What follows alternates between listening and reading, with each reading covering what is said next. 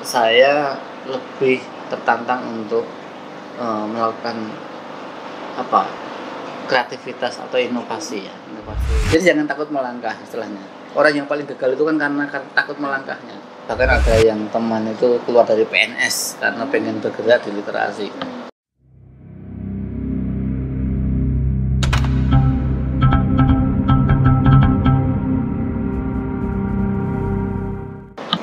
Saat ini Bapak menjabat sebagai Kepala Perpustakaan Yayan Salatiga ini. Terus apa saja pengalaman yang menarik selama menjabat sebagai Kepala Perpustakaan ini?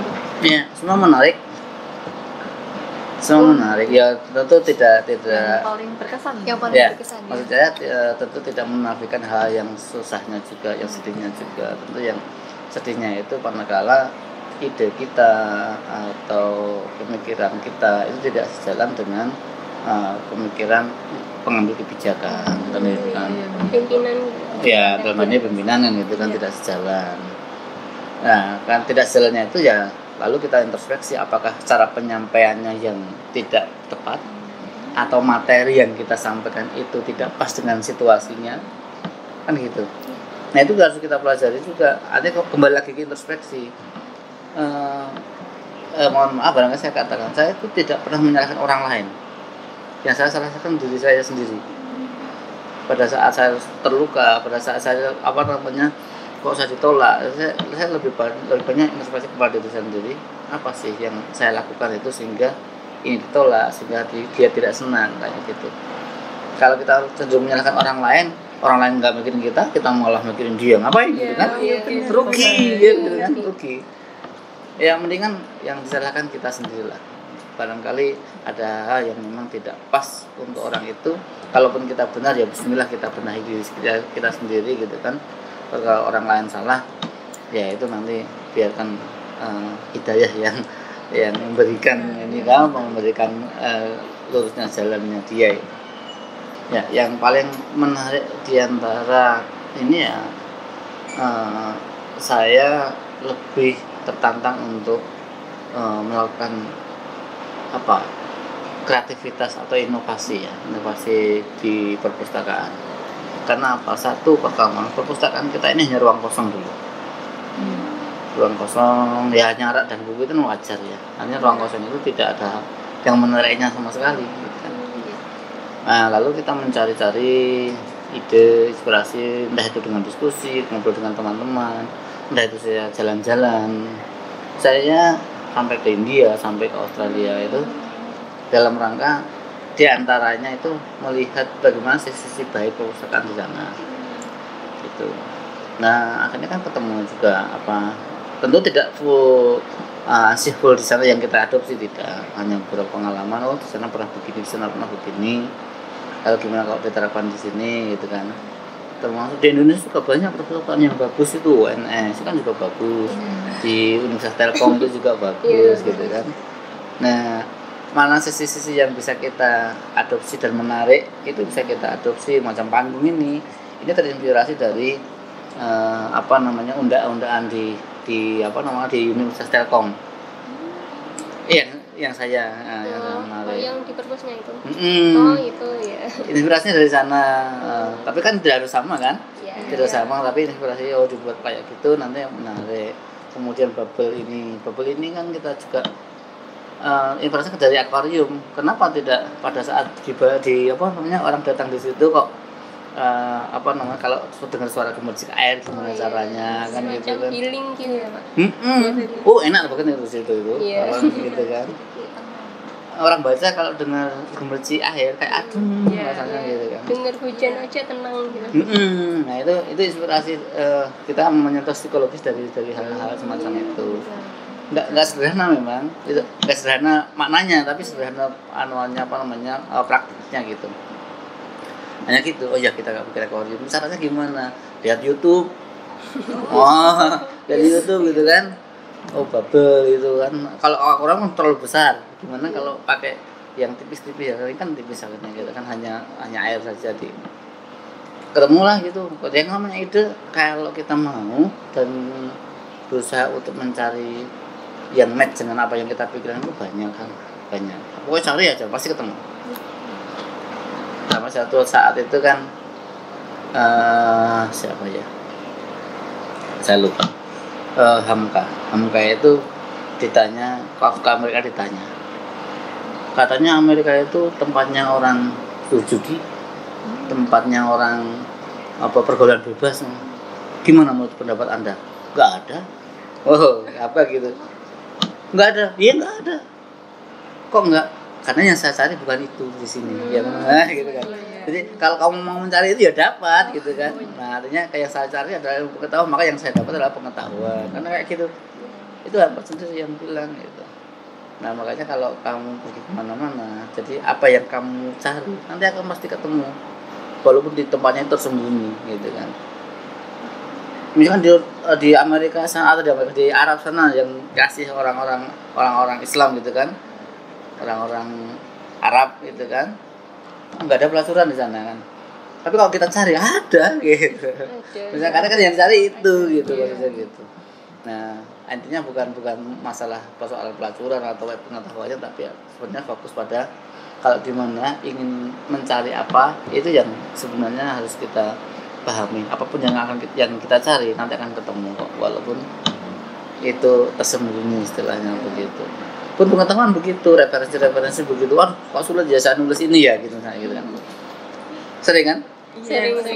Tapi kalau kamu mau mencari itu akan ketemu di mana gitu. Nanti akan ditunjukkan jalannya seiring dengan proses pencarian itu loh.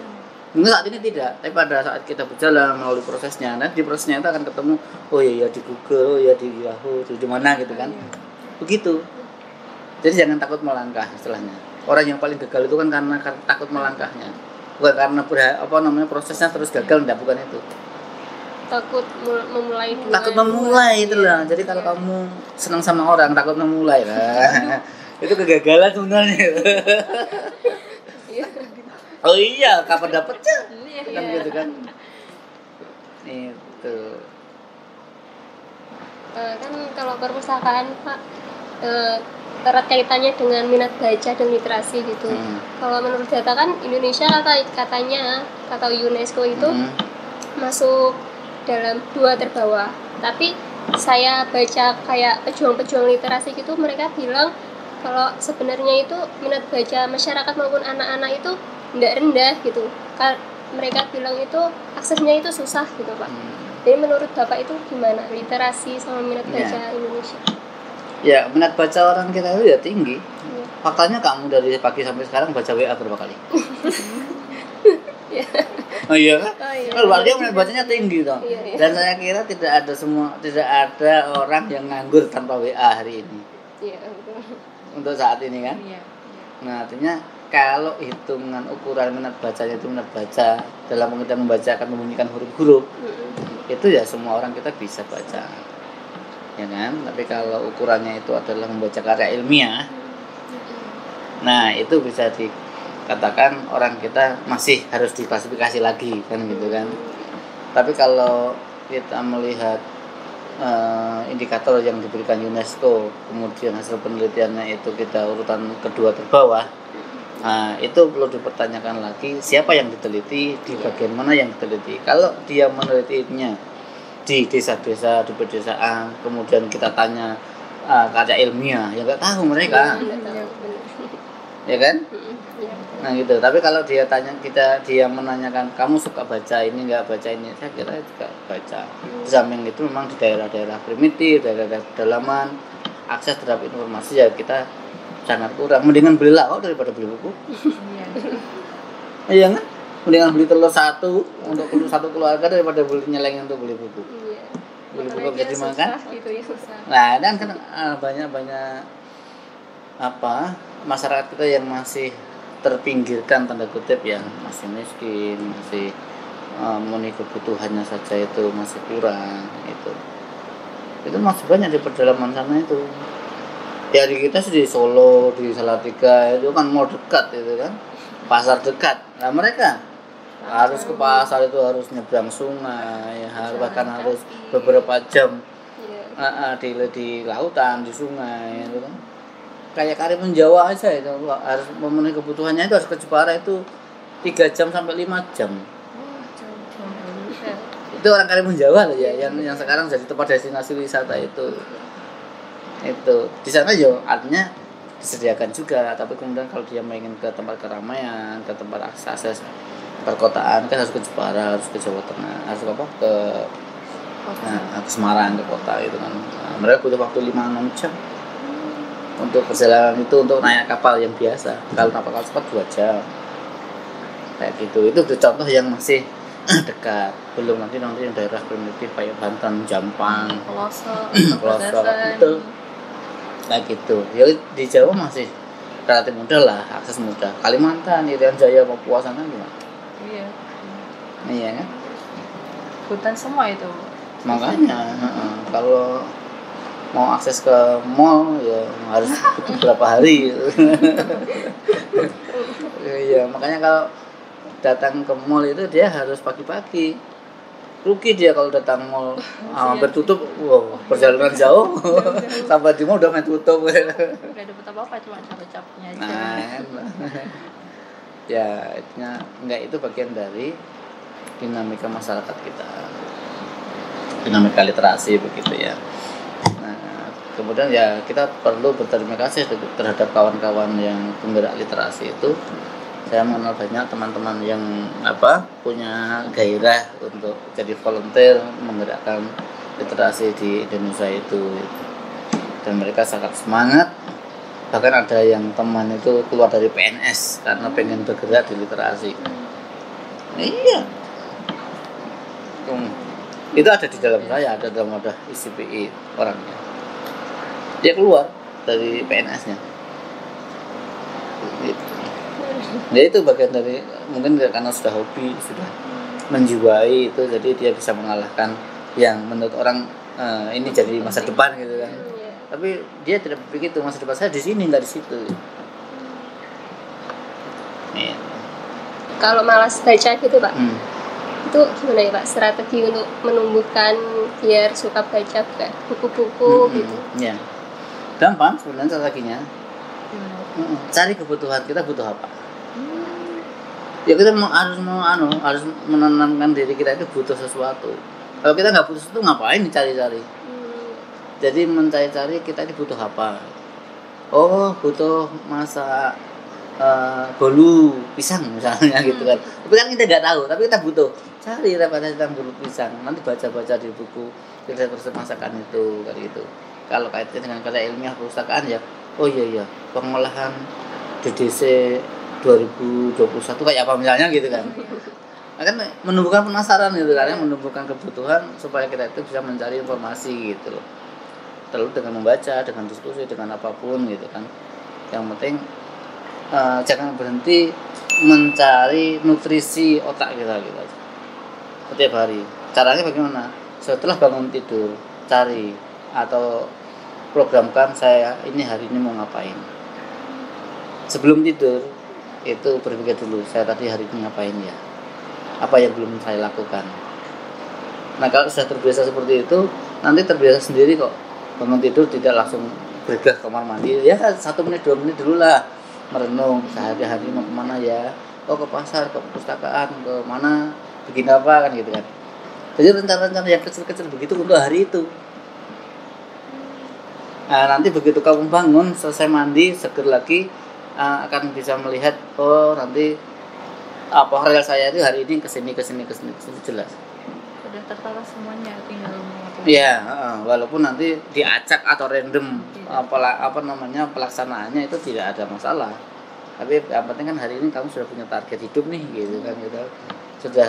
Sudah berusaha untuk mencari membuat cerita hidup di hari ini gitu. Jangan ceritanya kosong, rugi gitu. Iya, rugi. Kadang hal yang sepele itu bisa membawa kita ke hal yang lebih besar gitu ya.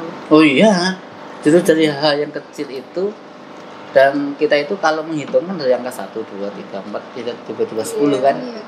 Artinya kalau kamu ingin meraih angka 10, kamu harus meraih angka 1 dulu, angka 2 dulu, angka 3 dulu. Yang kecil-kecil dulu. Kan gitu kan? Nah, begitu juga dengan hidup ini, hal-hal yang kecil itu jangan sampai dilupakan. Karena dari hal yang kecil itu akan membuat kita itu terpicu gitu ya, terpicu untuk meraih sesuatu hal yang besar. Artinya ini harus dikuasai dulu, setelah dikuasai nanti nggak terasa kamu sudah menjadi orang besar di situ. Terbiasa. Ya kalau kamu menghitung kan 1, 2, 3 kan nggak kamu pikir kan ya. Tiba-tiba kalau kamu udah menghitung angka 10, Iya. padahal kamu sudah nggak terasa kan menguasai 1, 2, 3 ini kan itu. Itu hidup kita kayak gitu. Iya, hidup itu kayak gitu. Berproses artinya kan, berproses. Nggak ada yang instan. Oh, nggak ada. Mie doang.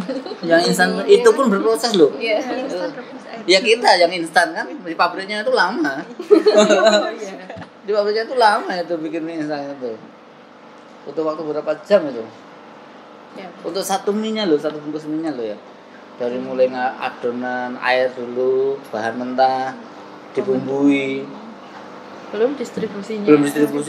Nah, ya kita instan di sini. Iya, Tapi prosesnya ini juga lama, ini berproses juga.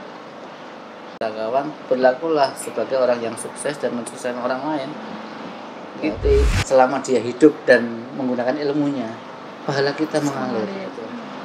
Jadi orang itu dianggap pintar, dianggap kan dari apa yang dia keluarkan.